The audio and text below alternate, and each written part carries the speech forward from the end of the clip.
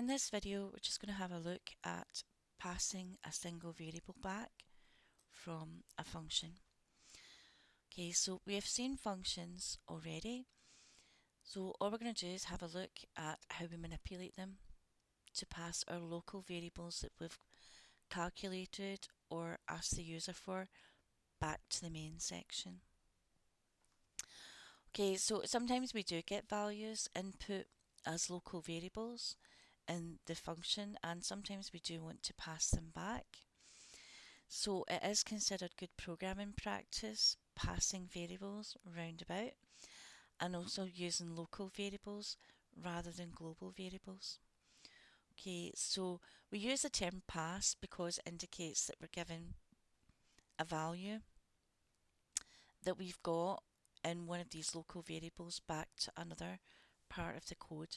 That's just the programming term for it. Okay, so we'll have a look at it. So this thing, pass by reference and pass by value. Okay, so pass by reference means, in programming terms, it just means that when you're passing back the variable, you give the memory location of the variable so it can be altered and updated if need be. This is about the closest version to the one that Python uses because it uses assignment. So when it passes the value back, it always gives the memory location. The other option is pass by value. So some programming languages just pass the actual contents back and not the memory location. So if this happens, the variable cannot be altered. But in Python, we use assignment or pass by reference. Okay, I'm going to look at an example using return. So we used return in the previous examples we had, but we didn't actually return any values. But what we can do is if we use return with a variable name, what happens is we can return whatever that variable is back using the actual name of the function. So in the example, if we returned a string value and we said return name in a getName function, what would happen is the value of name is returned inside getName.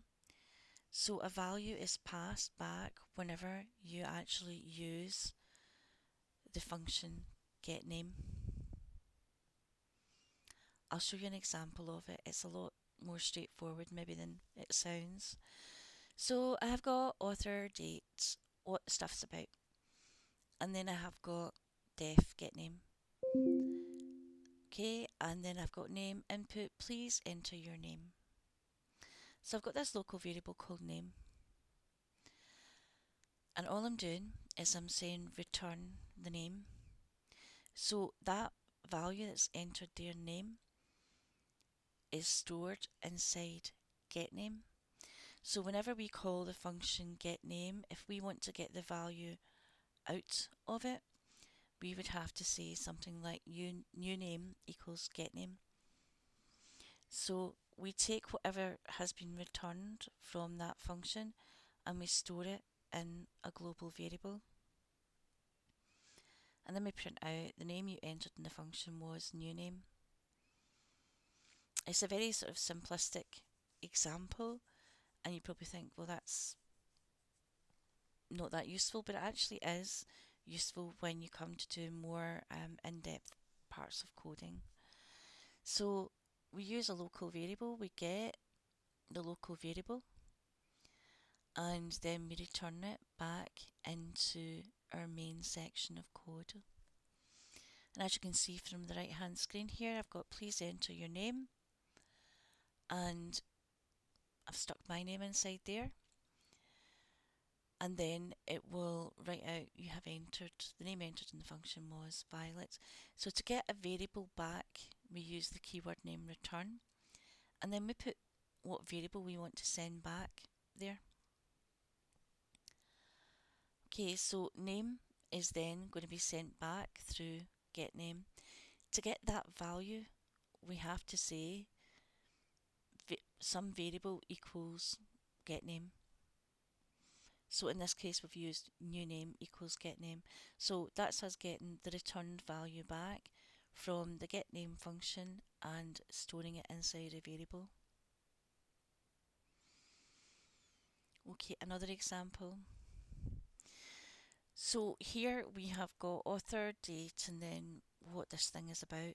It's about calculating a wage. So we have got a program here, and we have got a function for get hours, and we've got a function for get rate. So all get hours does is it will prompt out, please enter number of hours. It reads in the number of hours, automatically casts it as a float, and then sticks inside this hours local variable. To get that local variable out of here, we need to return it. So return hours will do that. And then underneath here, we have got another function called getRate. So def getRate, and then we have the keyword input. Please enter hourly rate. We're taking whatever they enter, automatically casting it as a float and storing it inside rate. And then we have return rate. What that's doing is it's returning the value rate from this particular function. So rate is a local variable and we're returning it back to the main section. So in the main code, I'm getting the return value of get rate as R.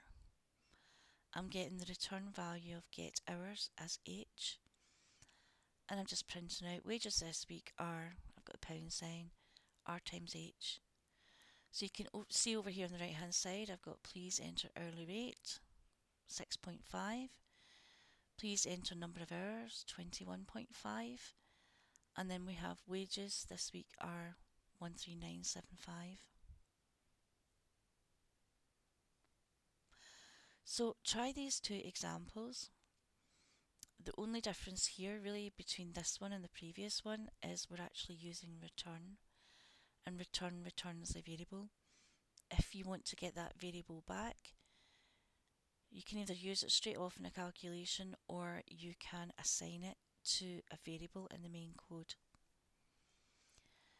So try these first, try the exercises on Canvas. If there's anything you want to ask in class.